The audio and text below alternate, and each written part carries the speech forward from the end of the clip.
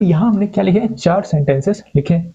इसमें हमें ये देखना है कि इसमें कौन सा वर्ब होगा और इसके अकॉर्डिंग कौन सा सब्जेक्ट आएगा। तो हमने पढ़ा कि more than 1 trees were cut by them. तो यहाँ हमको ट्रीज देख के लगेगा कि ये तो सही है, बट ये जो हमने मोर देन 1 लिखा है, ये क्या होता है, ये डिस्ट्रीब्यूटिव केस का डिटरमिनर होता है।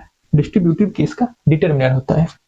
इसके साथ सिंगुलर नाउन आता है। कौन सा नाउन आता है, सिंगुलर नाउन आता है, इसलिए ये गलत है, यहाँ क्या हो जाएगा, ट्रीज। अब चूंकि ये डिटरमिनर है, ये सब्जेक्ट है, सब्जेक्ट सिंगुलर है, तो वर्ब भी सिंगुलर आएगा। इसके साथ क्या जाता है, वाज। क्या पता चला, जो मोर देन 1 है, ये पूरा क्या है, पूरा क्या है, एक फ्रेज है जो कि एज ए डिटरमिनर काम करता है। एक फ्रेज है जो कि एज ए डिटरमिनर काम करता है। अब more trees than 1 was cut by them, तो ये डिफरेंट है, ये डिफरेंट है।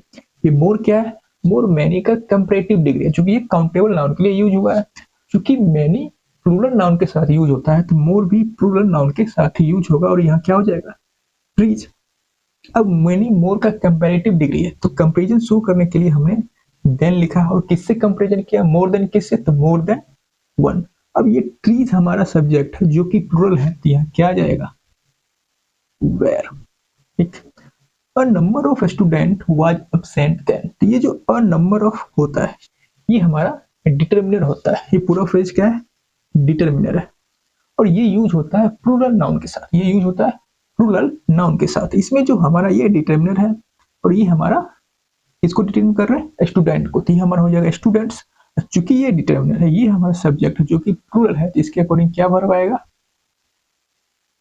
वेयर। दूसरा में क्या ले, the number of such student have increase.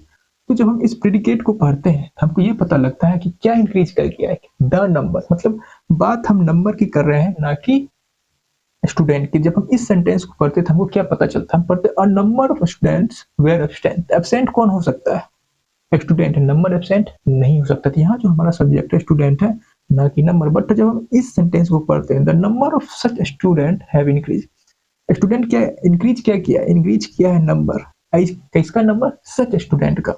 अगर हम यहाँ सिर्फ ये लिखते हैं, द नंबर हैव इंक्रीज्ड, तो ये सेंटेंस भी सही है, क्योंकि हमारा सब्जेक्ट द नंबर है, ना कि स्टूडेंट्स। हो सकता है हम ये जो हमने लिखा है सच स्टूडेंट, हम ये बताने के लिए लिखा है कि किसका नंबर इंक्रीज कर गया है, स्टूडेंट का। या हो सकता है हम यहाँ लिख दे, the number of such car, the number of such train have increase, तो हमारा सब्जेक्ट ट्रेन है। ये सब्जेक्ट है, तो ये नंबर क्या लिखा है, सिंगुलर है। ये क्या है, सिंगुलर। क्योंकि सब्जेक्ट हमारा सिंगुलर है, तो हमारा वर्ब क्या आ जाएगा, सिंगुलर आ जाएगा।